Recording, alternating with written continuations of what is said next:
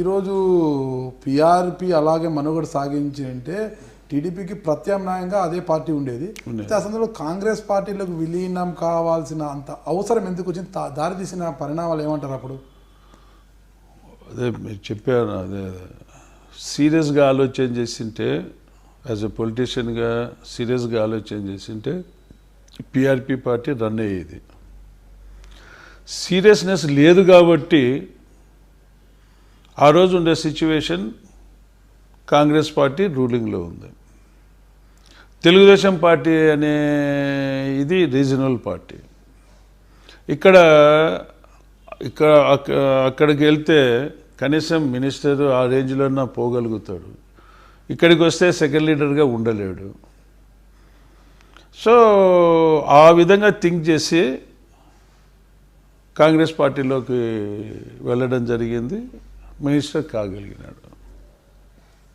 ఇక్కడ శ్రీరామచంద్ర పాత్ర ఎలా ఉండేది అప్పుడు అంటారు పిఆర్పిలో? అసలు ఆశ్చర్యం అండి రాజకీయంలో.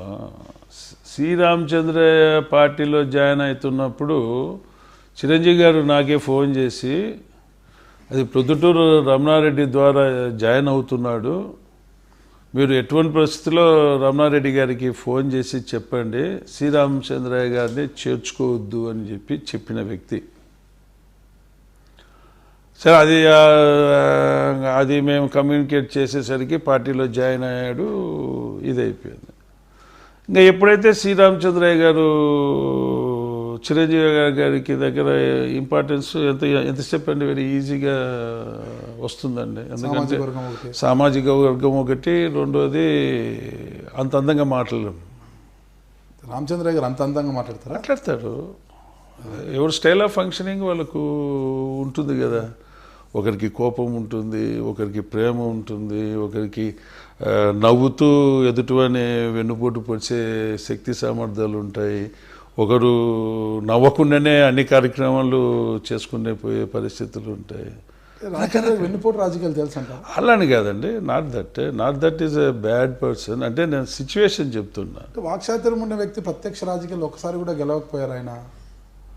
అంటే ఒకటి ఉంటుందండి, ఒకటి పార్టీ సపోర్ట్ కావాలి. ఇప్పుడు రామచంద్రయ్య గారికి వాక్చాతుర్యం ఉంది కాబట్టే రాజ్యసభ తెలుగుదేశం పార్టీలో రాజ్యసభ మెంబర్గా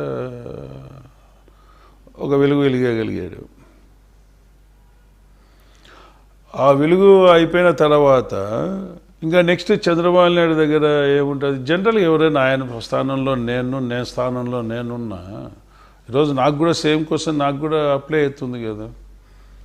సో జనరల్గా ఆయన అనుకున్నాడు కాంగ్రెస్ చిరంజీవి పిఆర్పి బెటర్ అవుతుంది, కమింగ్ ఇది ఉంటుంది, ఒకటే సామాజిక వర్గము గౌరవం ఉంటుందని చేరాడు. ఆ చేరిక అట్టనే కంటిన్యూ అవుతా కాంగ్రెస్ పార్టీకి కూడా వెళ్ళగలిగినాడు, మినిస్టర్కి కూడా కాగలిగాడు.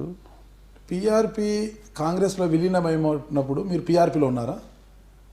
కాంగ్రెస్లో విలీనమైనప్పుడు మీరు ఉన్నారా పార్టీలో? పిఆర్పిలో ఉన్నారా? నేను లేనండి.